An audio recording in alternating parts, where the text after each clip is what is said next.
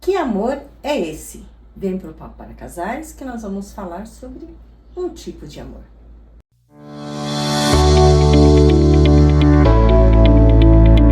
Olá, sejam todos bem-vindos, todas bem-vindas para mais um Papo para Casais. Se você está passando por aqui, deixe seu like, seu comentário, inscreva-se no canal e ative o sininho para receber notificações de novos vídeos. Hoje nós vamos falar sobre o que Bauman fala sobre amor líquido. E eu vou contar para a Ju, que me fez o pedido, deste tema, como é que a gente começa a falar desse tema. Então, estamos na era da modernidade líquida, segundo Bauman, em que vivemos um mundo repleto de sinais confusos, propenso a mudar com rapidez de forma imprevisível. É fatal para toda a nossa capacidade de amar, seja esse amor direcionado ao próximo, ao nosso parceiro, parceira ou a nós mesmos. Segundo Bauman, um dos mais originais e perspicazes sociólogos ainda em atividade, instiga aqui de que forma essas relações tornam-se cada vez mais flexíveis, gerando níveis de insegurança sempre maiores, uma vez que damos prioridade a relacionamentos em redes, os quais podem ser tecidos ou desmanchados com igual facilidade. E frequentemente sem que isso envolva nenhum contato além do virtual. Não sabemos mais manter laços a longo prazo. E não apenas relações amorosas e vínculos familiares são afetados. Bauman verifica ainda que nossa capacidade de tratar um estranho com humanidade é prejudicada. Como exemplo, ele examina a crise na atual política imigratória de diversos países na União Europeia e a forma como a sociedade tende a acreditar seus medos sempre crescentes a estrangeiros e refugiados. Sensíveis e brilhante com o hábito, Bauman faz deste amor líquido mais que uma mera e triste constatação com alerta revigorante. E é nesse começo que a gente traz, então, esta reflexão sobre o amor na atualidade. E também ele fala nesse livro também que as relações são como automóveis, precisam de revisões constantes para a gente verificar se continua funcionando, né? Então, acho que é interessante a gente pensar nessa perspectiva dos relacionamentos na atualidade, né? Então, existem muitas formas de amar, muito jeito que as pessoas se vinculam, se conectam aos outros. E é diferente de uma pessoa para outra, da sua forma de compreender esse mundo, dessa forma de recepcionar as pessoas que se aproximam, de acolher e de se colocar a fazer trocas amorosas e sentimentais com o outro e, como Bauman diz, consigo mesmo também. Quanto eu tenho de amor por mim e quanto eu mantenho, nutro este amor para o futuro. Então, falaremos do amor líquido. Amor líquido, complexo mesmo. Eu ia trazer essa pauta pra gente pensando num viés mais do que eu já ouvi falar da liquidez do amor, da futilidade, da superficialidade. Eu não sei se ele fala exatamente isso no livro, que essa facilidade que nós temos de nos conectar com outras pessoas traz também o imediatismo e a incapacidade, como você falou, de aprofundar então essa relação. Então você pega, conecta ali, conhece a pessoa, se não é o que você quer, se não é o que você gosta, você descarta naturalmente.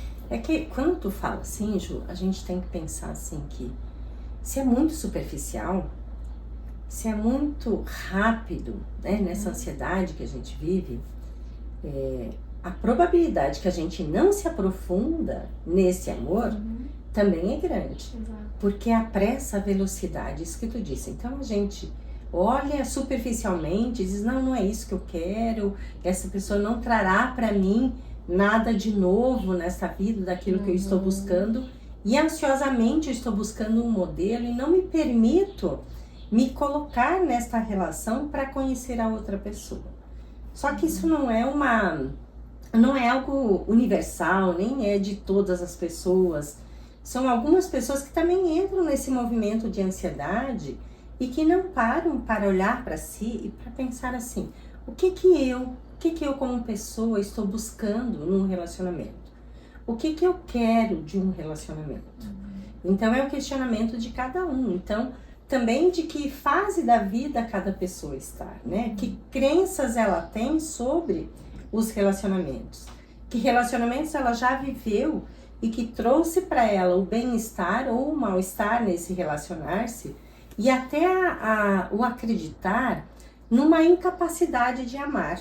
Então a pessoa diz, não, amor não é para mim, relacionamento não é para mim. Então muito isso, eu fujo disso e vou viver outras coisas, mas muitas vezes eu entro nesse espaço de tamanha solidão, porque eu não me disponho a dar um tempo para conhecer a outra pessoa, porque nessa ansiedade de viver, nessa vontade de viver grandes amores ou eternos amores, você não se permite estar ali para conhecer aquela pessoa. Então você tem uma visão superficial, e nessa visão superficial não te dá a ideia do que quem habita aquela pessoa, quem está aí naquele lugar, né? Então é importante que se dê este tempo para você conseguir entender quem é essa pessoa que está ali na sua frente. Né? Se aprofundar na pessoa, entender o contexto dela.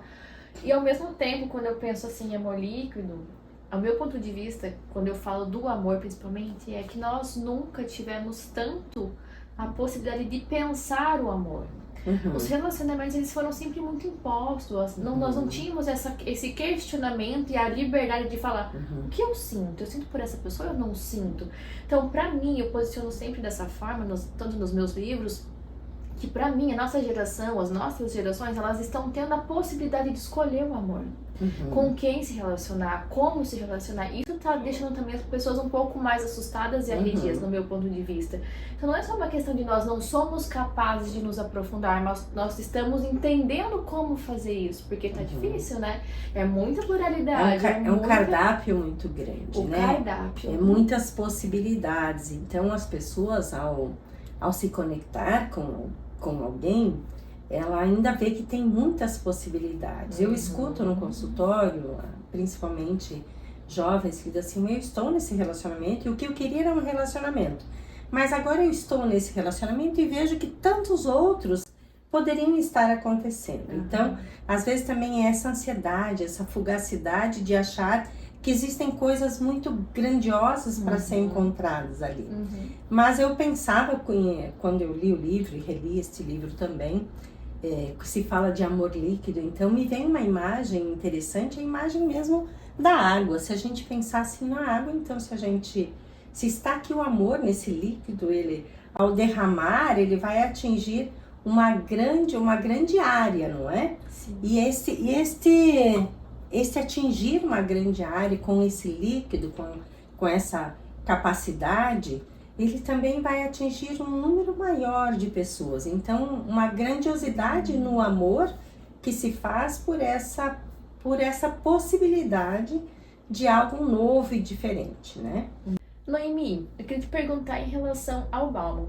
Eu não li o Amor Líquido, por isso eu pedi pra você trazer, ver a tua visão, porque o que eu ouvi falar, eu ouvi umas discussões, filósofos falando, que é um livro que traz uma visão negativa em relação ao amor, que nós estamos numa era da liquidez, da superficialidade. Eu quero saber qual que é a tua visão. Então, um sociólogo, ele traz uma leitura da sociedade, porque esse é o papel dele, né? Olhar para a sociedade e trazer uma leitura. E aí o Bauman traz uma leitura das relações humanas na atualidade. Mas eu vou ler para você um trechinho aqui do que ele fala, e aí você vai me dizer se é pessimista ou não, porque esse olhar pessimista do mundo tem a ver também com o nosso mundo interno, de como a gente olha a sociedade, como a gente pensa a sociedade, né? Se eu penso a sociedade de uma forma negativa, as coisas que eu vou ler, eu vou ver de uma forma pessimista. Ele fala assim: amar o próximo como amamos a nós mesmos significaria então respeitar a singularidade de cada um, o valor de nossas diferenças que enriquece o mundo que habitamos em conjunto e assim o torna um lugar mais fascinante e agradável, aumentando então a possibilidade das promessas se realizarem. Uhum. Então, nesse trecho, o que ele diz? Ele fala pra gente também, respeitando a individualidade do outro, mas eu entendo que também é respeitar a nossa individualidade. Perfeito. Aquilo que eu quero, aquilo que eu penso, aquilo que eu acho, eu não deixo de fazer as coisas para agradar a outra pessoa. Eu faço porque eu estou convencida que aquilo é bom e que aquilo é o que eu quero fazer. Uhum. Então, eu acho que esse respeito, isso que ele coloca da individualidade, é que traz também possibilidades. Por exemplo, eu não quero ir a um determinado lugar e eu tenho um relacionamento e a outra pessoa quer ir.